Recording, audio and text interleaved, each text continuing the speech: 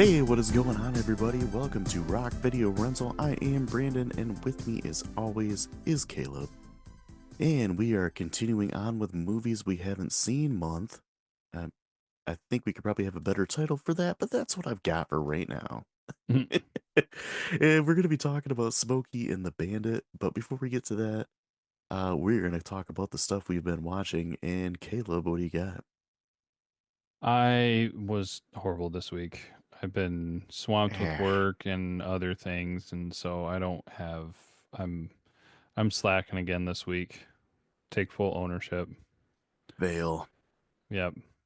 Hate me, despise me. I did that. So Oh, man. Well, I don't have a whole heck of a lot. This is going to be our most lacking episode of things we've been watching.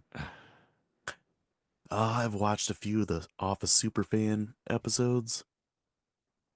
Um, Man, there was one that really stood out to me, and now I don't remember what it was. It's just, I've been like really lack of sleep this week, so I've just been kind of out of it. I did watch Planes, Trains, and Automobiles oh, rock. because I have to watch that a couple times before Thanksgiving. That's kind of what I do. Oh, other than those, 90 Day Fiance, we watched like one of those episodes. I don't know. Kind of bored with that. Hmm. Man, like my youngest daughter has been obsessed with like the classic Christmas cartoons. So Mm-hmm. like in passing, I've probably seen Rudolph like 6 times this week because she loves Rudolph. Like she goes up and hugs the TV when it's on. That we've watched the old Grinch a few times and Frosty the Snowman. So yeah. And then I started reading another book. Um, started reading the novelization of the slasher movie Final Exam. And Okay. I don't know, I'm like a few chapters into it. It's a little dull compared to the other ones I've read, but I mean that movie as a whole is just kind of like a Halloween ripoff, and it's decent, but it's not like great. Mm-hmm. I was just kind of interested to see what the novelization's like. Rock. Then odds and ends of YouTube stuff. I'm really scraping for anything just to fill up some time here. I don't nothing to, like too great. And then I also went to a concert, went and saw Wasp with Armored Saint, and that was really good. Like I want to see Wasp for years, but a lot of times they don't um come to Michigan too often, and Mm. they play like a lot of stuff in Europe. Okay. So yeah, they came to Royal Oak, and a friend of ours and I went and saw them, and yeah, they put on a really good show. Oh. But yeah, Well, if you want that me to is add pretty much something, it. I can talk about Bob's Burgers. So much Bob's to say Burgers. about that. We've watched a few episodes of Bob's Burgers. Still good. Yeah. And fall asleep to some episodes. And yeah. Yeah, you wake up and then your TV's off because you fell asleep for so long. That's what I do too. I Mm. watched some of Thursday Night Football tonight, and the Eagles won. So, eh. Yay. Yeah. But yeah, I guess we might as well talk about Smokey and the Bandit because since we don't really have much left to talk about. So, 77 and is directed by Hal Needham. The plot is the bandit is hired to run a tractor trailer full of beer over state lines in hot pursuit by a pesky sheriff. The cast we have Burt Reynolds as Bandit, Sally Field as Carrie, Jerry Reed as Cletus, Mike Henry as Junior, and Jackie Gleason as Buford T. Justice. I'm going to start off by saying that I really enjoyed this movie. It's Yeah. just a fun movie that you can turn your brain off and just, oh, good popcorn movie. Yeah. Well, I mean, not not in a way to downgrade it. Like, there's not much to it. No, not at all. It's basically just one long car chase. There's really not much of a plot, Mm-hmm. but I don't know. It's just lots of action, funny moments, and we were texting each other when I was watching it, and I just said like, just Burt Reynolds being like the coolest person ever. Right. Oh yeah, and just there's so many things in this that were good. Um, I would say the chemistry between Burt and Jerry. Yeah, which I thought was kind of funny and interesting because, I mean, okay, for a little context, this movie came out like 10 years before I was born. Yeah, So I had no idea that Jerry Reed was a musician. yeah, I didn't So either. I was getting things ready for this, and I was because we always have like the little bits of music and audio from the movie for the episodes, and when I Hmm. did it, it was just like music by Jerry Reed. I was like, oh, okay then. Uh, yeah, I had no idea either. And I've definitely heard the theme to this movie before Oh yeah. and didn't know that was him. I didn't know he was in the movie. Mm-hmm. I didn't really know a whole heck of a lot about this movie other than Burt Reynolds was in a Trans Am with Sally Field. Yeah. Nope. I didn't either. Didn't know that there was a an 18 wheeler that was like a major part of the story. Yeah, So for some reason it was oh man, I don't know why, but it made me think of, and it's gonna be kind of funny because I haven't even seen all these movies, but it makes me think of things like Bonnie and Clyde, and what was the other, Thelma and Louise. oh yeah. Like for some reason, I don't know why, but my brain had categorized these movies together, Okay. and I haven't even seen. Well, a Bonnie and Clyde, I don't even think is a movie, but like there's plenty of movies about Bonnie and Clyde. Yeah. Um, but group them together. So I don't know if it's just like an integral part is, you know, that they spend a lot of time in the car or what. Did you spend half this movie looking for Susan Sarandon? No, I did You not. were like, wait a minute, this isn't Thelma and Louise. No. But I Burt must Reynolds, say, where's Susan Sarandon? I must say, like there were probably parts that I had seen in some other movies that I don't know if I was halfway expecting were related or maybe from this movie. But that being said, I will go back to like when you break it down, there's not really a lot of substance to this movie, which No, isn't really necessarily a not. bad thing, but like it just kind of shocked me, maybe from it being from the 70s that was just so plain. Is that a way to say it? Or Yeah, but yeah, because it was just, I mean, when it started, I got a little bit confused because they just like they didn't really introduce anybody except for Bandit, right. and then they just rolled with it, and then it's just like gosh, what, I swear in the first 10 minutes they're just like, okay, we're gonna go on this run, and it's like, okay, is this it, is this the main thing of this movie? Yeah. And it was the main thing of the movie. Why are you doing this run? Reasons. It's basically what it is. Yeah. Lots of money, I guess. You know what I kept thinking during this? It's funny you thought of Thelma and Louise because what I thought of was Dukes of Hazzard. Oh yeah, that definitely came to mind with the bridge jump. Yeah, pretty much like so just having like a sports car and guy driving around getting chased by the cops. I'm like this, and it's very southern and everything. Like, yeah, this reminds me of Dukes of Hazzard, Mm-hmm. which came along 2 years after this movie, so it was definitely inspired by it. Yeah.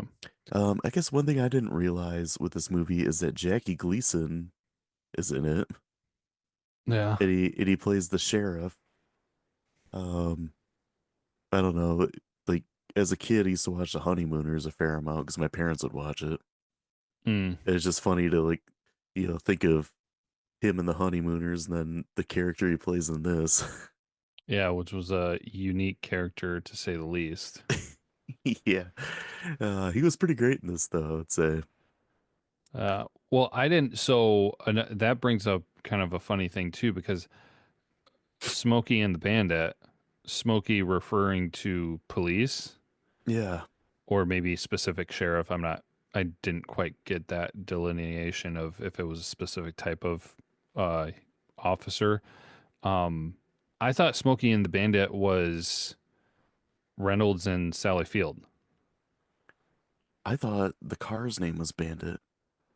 Kind of like Knight Rider. Yeah, Knight Rider with Kate Nice. or Thunder in Paradise. Shows you how much we know. Right. Oh man. Yeah, and speaking of Sally Field, um, I mean she's as great as always. Hmm. And She was not so wholesome in this movie. no, this was definitely a departure. And I think some of the reasons she took this role is because it was a departure from Gidget and Yeah. the How Flying Nun and that shame, stuff. shame, Sally Field. How dare you like shatter your uh the picture perfect thing that The everybody whole had, the the image wholesome. of wholesomeness, yeah. Yeah. I was just like, what did she just say? Oh my goodness. The mouth on this Right. young lady. Uh, where do you get off? Oh man. Um, yeah, Sally Field was actually in a slasher movie at one point. Oh It's yeah. called Home for the Holidays. Oh yeah. Yeah, it was a made-for-TV slasher movie. That's kind of interesting. It's like from the late 70s, I believe. Oh, So she here's was like super young. yeah. Here's a quick thing for you. What do you know how old she was in the movie? Like, when she filmed the movie? No, What would your guess be? 20, 30. 30? Yeah. Wow. Right. I Well, did not. I mean, she doesn't really age that that much. No, Well, she Home for the doesn't. Holidays is from 1972, so it's 5 years before this. Okay, so she would have been 25 for that. Yeah, she has a smaller role in it. It's one of those kind of like ensemble cast movies, but yeah. Yeah. But yeah, Sally Field like didn't age very very much. Kind of known for that. Much like Susan Sarandon, who I mentioned earlier. Hmm. Um, but yeah, she's always really good. And I still find it funny too that she played Forrest Gump's mom in Forrest Gump when she was only like a couple years older than Tom Hanks. I know, right? uh, I think really, if you're picking one person that steals the entire movie, it's easily Burt Reynolds. I mean, I was just thinking, watching this, and I'm like, the dude's so charming in this movie and so charismatic. Like, has anybody ever been as charismatic as Burt Reynolds was in Smokey and the Bandit? Well, I was trying to think about that at one point on being like, okay, now contemporary, who would you maybe not say if you were going to remake the movie, but who has the same persona as Burt Reynolds in this movie? Basically, no one. Well, I mean, like, it made me think of, and obviously because it's generational gap and everything, but it kind of made me think of Ryan Reynolds. Yeah, I can see Um, that. How he's like, he's a good looking guy. He's smart. He's kind of sarcastic, yeah. and like he can play like kind of a smarmy jerk, but he's also charming at the same time.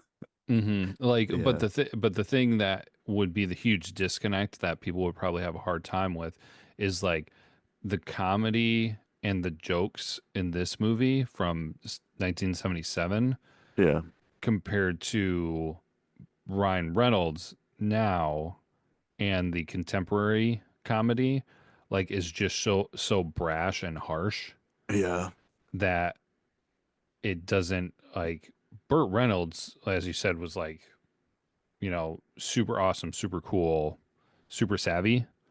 hmm Where if you compare it to, and of course there might be somebody else, we're just using Ryan Reynolds, but if you make it contemporary, the comedy now is more brash, you know. yeah.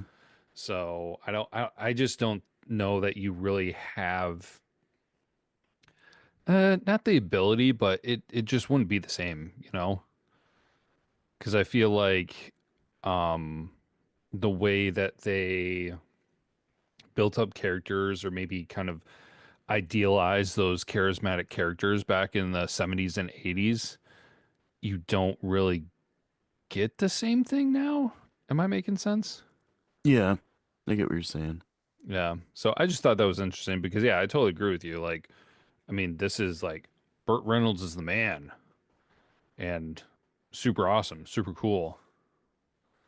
So, Yeah, I feel like that's something that kind of like died off in the 80s, where you had like action movies where it's like, think of like the movie Cobra, mhm. where it's like they show Stallone as Cobra and he's supposed to be like the coolest guy ever. And Mhm. like they just build that up the whole time. You don't really have movies do that anymore. Stone Cold was another one that we watched Yeah. where it's like Brian Bosworth is supposed to be like the coolest dude ever.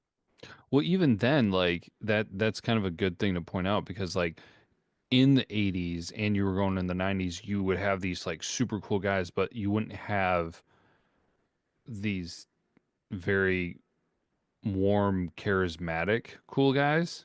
Hmm. Like they were like tough guys and hard ass and, you Yeah. know, badass and that whole thing. And Burt Reynolds is just like, nah, I'm just smooth and I'm cool. And that's how I do it. Yeah. So, Um, it just some kind of the quirky, like smarmy lines that he has in this. mm-hmm. Like there's an exchange that him and Sally Field have where she says to him, "You have a great profile." And he's like, "Yeah, I do, don't I? Especially from this side." She's like, "Well, at least we agree on something." He's like, "Yeah, we both love half my face." Yeah. And just like it makes you wondered if some of this stuff was even really scripted. Mm-hmm. Yeah, because it's just so natural the way it Yeah. comes out. Um, Uh, some of the great parts in this, and we already talked about, people that were great in it and everything, but you mentioned the bridge jump earlier when I was talking about Dukes of Hazzard. Mm-hmm. That was pretty awesome. And it's like, soon as the car landed, it's like, okay, that thing was totaled. And also the cafe scene was another thing I thought was really funny, where they go into that restaurant and Buford comes in there and he's talking to Bandit and he doesn't even know that's who he's talking to. Mm-hmm. Yeah. And he's like, gets him to basically like order his meal. And he's like, "Oh, don't worry, I'll pay for it." And then when Buford goes to the bathroom, he just kind of runs out with stuff, so tells him to put it on his tab. Yeah. Oh, did I write that down? Wait. How much was it? For I a don't couple remember. cheeseburgers and an iced tea. Probably $3. It was $1.50. Oh man, I wish it was 1977. Oh my gosh. That like it just my jaw dropped. I was just like, you gotta be kidding me. Yeah, dude, you go to Taco Bell and you order like three things and it's $20. Yep. Oh, that's ridiculous. Oh. I also we talked about how this movie doesn't have much of a plot, but I think it's hilarious that the whole point of the movie is just them driving a 18-wheeler full of Coors Light from Texarkana um to Atlanta Yeah. in under a certain amount of time. Yeah. Which is weird too, because I'm like, it's bootlegging, but exactly why? Like, What was the point in having the beer? well, yeah, because it wasn't prohibition where like alcohol was illegal, but for some reason they didn't have this beer. Yeah, I think back in the 70s, like Coors was you couldn't get it east of the Mississippi, and it was like it was illegal to bring it over, something like that. I'm Hmm. not sure why. I mean, you can get Coors Light anywhere now, Um, but back then I guess it was a big deal. Um, I just think that's funny that it's the entire plot of the movie, and then it's just like, oh, we got to chase, and then they finally like get the beer delivered, and then the end of it is just like the start of another chase. Yeah. Okay, so sorry, I just looked up something here, Hmm. and apparently, like, it was a statement as an act of defiance against apparently, where was it? Distribution restrictions.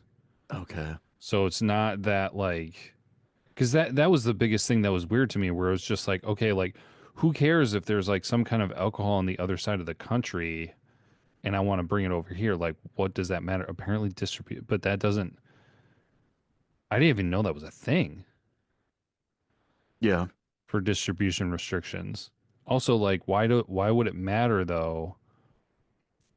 Like, I don't know. That's weird. Well, there's things like Yingling beer. Like you can get it in Ohio, but you can't get it in Michigan because they don't have distribution to Michigan. But But if it's you, not illegal to buy it and bring it across, though. yeah, exactly. Now, I could maybe see where there might be some legality stuff on being like, oh, I'm going to buy this substance over here, bring it over here, and then resell it. Yeah, But the guy wasn't reselling it, at least from the way it was explained. He just bought a bunch that he was going to use for like a party or something. yeah, and it's all So, warm beer. yeah, great choice, guys. Yeah, yum. Yeah, that ending that was really something. I felt Yeah, like they had this. The whole movie was just like fast paced, action filled, you know, jokes and like physical comedy and stuff. And they get to the party and they just kind of like drop it off. And that was about it. that's it. Yep. Well, that honestly, when you're talking about the how it reminded you of, oh my Dukes of gosh, Hazzard. Dukes of Hazzard. Thank you. TV show. Yep. I mean, other than this being longer, honestly, it did have that feel of a TV show because the end was so brief and then it didn't really end. It Yeah, was it like, just is like, see you next week. yeah, exactly. So, Next time on Smokey and the Bandit. meanwhile, Uh, Meanwhile, Buford T. Justice. Oh, man. yeah, that Well, character there wouldn't are fly two today. other Smokey and the Bandit movies. Um, Yeah, I did see that there was a second one. I don't know if I saw that there was a third one, but yeah, there's a third one. But oh, I also have to mention is how awesome is the car. oh yeah. I mean, I would love to have one of those. Mm-hmm. Yeah, that's probably my favorite car, I think. Oh really? Yeah, the black Trans Am with the gold Firebird on the hood. Rock. Yeah, I think they're pretty sweet. But man, I think that's really all I've got. I had a few things. I mean, I don't know if I got anything that really call out specifically, but the the sheriff character guy, I think it was mostly him. Yeah, Hmm? it was mostly him. There were certain things that he included in his dialogue that would probably not fly today. How like he said to his son, he's like, "There's no way you're from my loins," and he's like, "As soon as I get home, I'm gonna punch your mama in the mouth." Yep, that was one of them. Which I mean, I think that might have been a callback to Honeymooners Okay. because he used to always say to his wife, one of these days, Alice, bang, zoom straight to the moon, or pow right in a kisser, Yeah. pow right in a kisser, pow right in a kisser. There were some racial elements too with his Oh yeah. character that was just like, alrighty then. Um, yeah. But Uh, yeah, it is kind of funny because I had something in my notes like really close to the beginning where I was just like, is this seriously just going to be a movie about beer run? oh yeah. But the other thing too, and oh shoot, now I can't remember specifically what it was, but do you remember near the beginning of the movie, Burt Reynolds breaking the fourth wall? Oh yeah, He like stared right at the camera. yeah. It's just like I thought that was pretty funny. It's you know what you're in for kind of thing.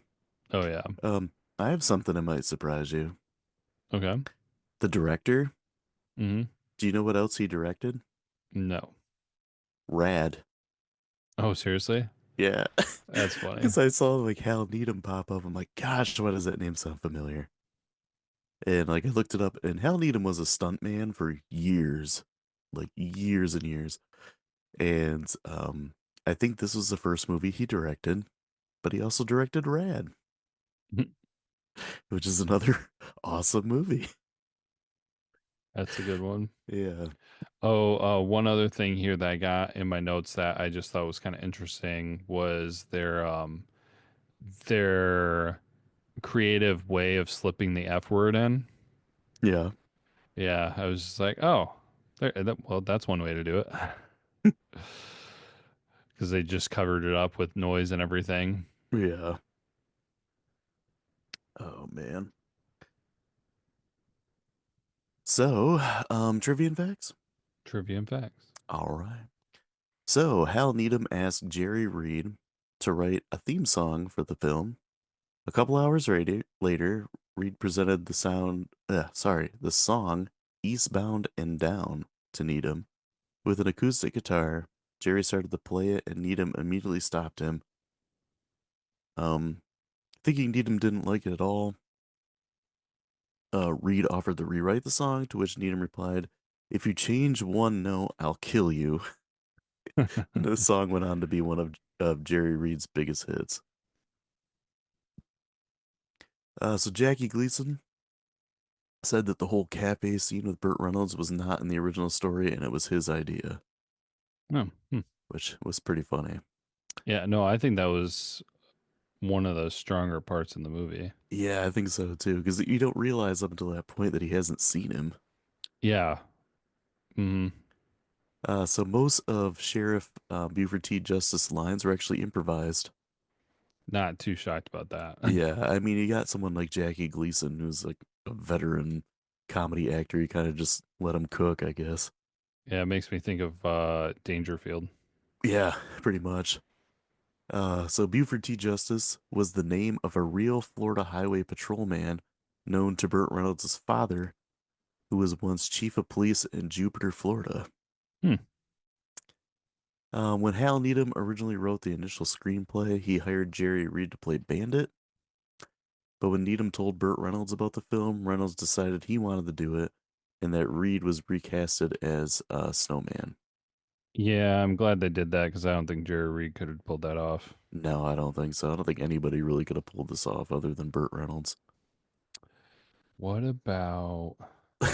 Oh, I couldn't think of anyone clever off the top of my head. uh, what about Rodney Dangerfield? No. What about? Oh, no. Why am I blanking on names? The Weasel.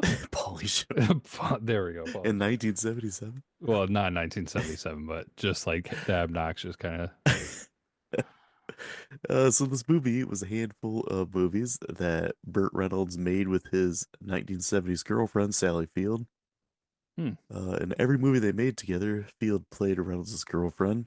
Along with this one, they also appeared in Hooper, Smokey and the Bandit 2, and The End. Hmm. This was actually a guilty pleasure of Alfred Hitchcock. Rock. In the DVD commentary, Burt Reynolds says that the senior executive at Pontiac promised him a free Trans Am if the movie became a hit. It did, and the 1977 T-Top Trans Am became one of the hottest selling cars of the year. Reynolds expected the executive to come through on his promise, but the Trans Am never came. Reynolds finally called Pontiac a few months later. The executive who promised the car had retired, and the new executive refused to keep the previous executive's promise. What a douche. Jeez. I mean, Burt probably could have bought like five of them, so what does it matter? But Yeah. still. Jackie Gleason was offered a percentage of the gross box office versus a straight salary. but Gleason took the salary, costing him millions of dollars. Ouch. Fail. The Trans Am used for the bridge jump was completely wrecked after the successful jump. Go figure. Not surprised. Going back real quick, I wonder because most of the time when we hear about taking percentage of the movie, Yeah. you hear about people who missed out on an opportunity. I don't know if I've really heard any stories about where people took it and it bombed. Yeah. I'd be kind of I don't interested know. on I've that. There was something that we did where the person took the percentage and the movie was like an enormous movie and they made like tons of money, but I don't remember what it was now. Yeah, I I'm feel like it was thinking. Forrest Gump or something. I thought I it don't was remember. too. Yeah. One of those. Yeah.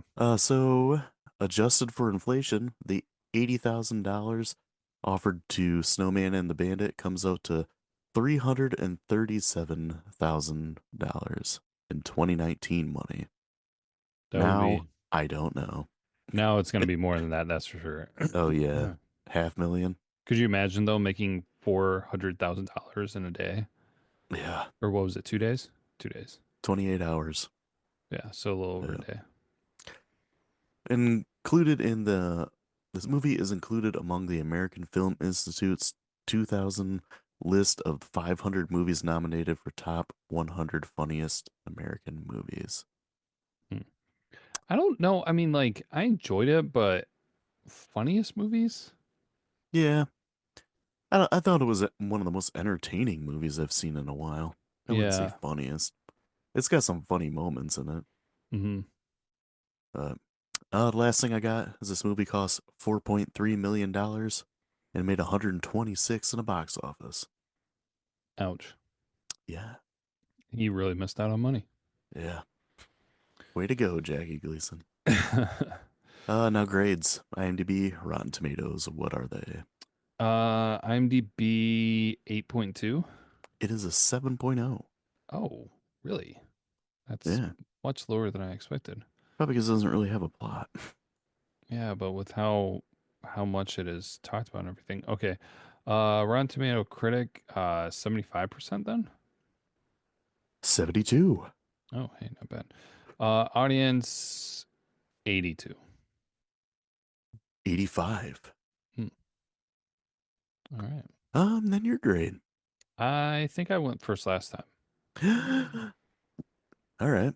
Um, yeah, I mean, it was pretty much an easy 5 for me. I was really entertained watching this movie. Um, yeah, it doesn't really have much of a plot, but like I said, it's really entertaining.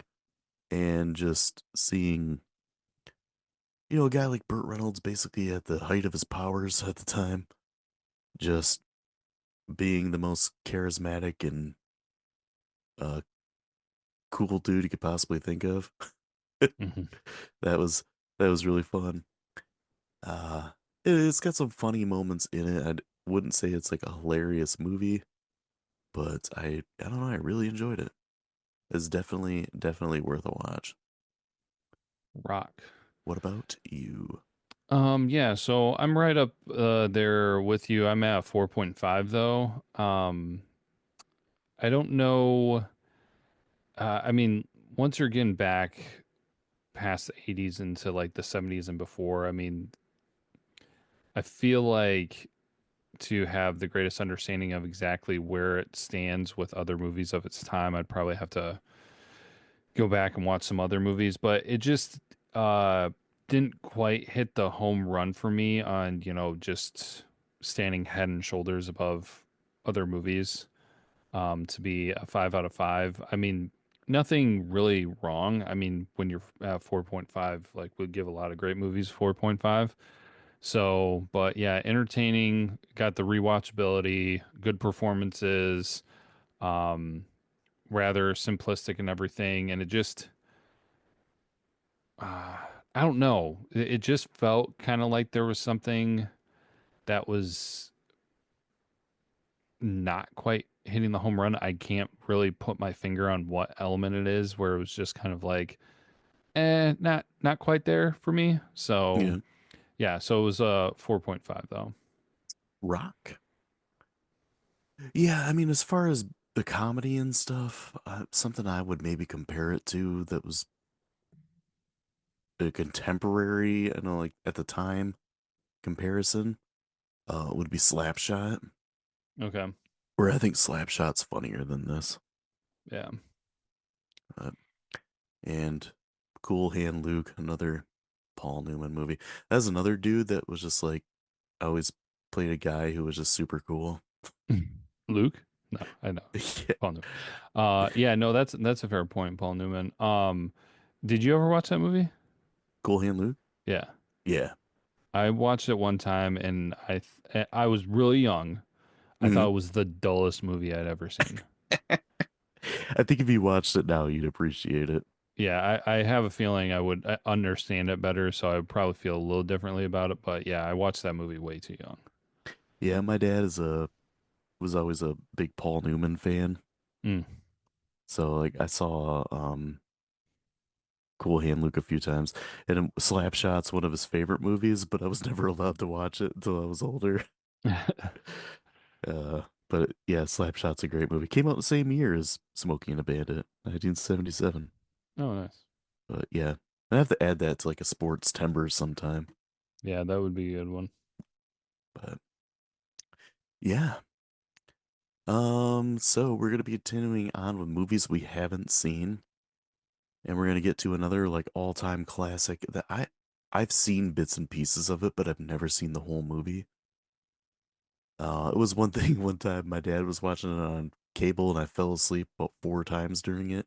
And his wake up and see pieces of it. We're gonna be talking about The Graduate, a classic Dustin Hoffman movie with lots of music by um Simon and Garfunkel.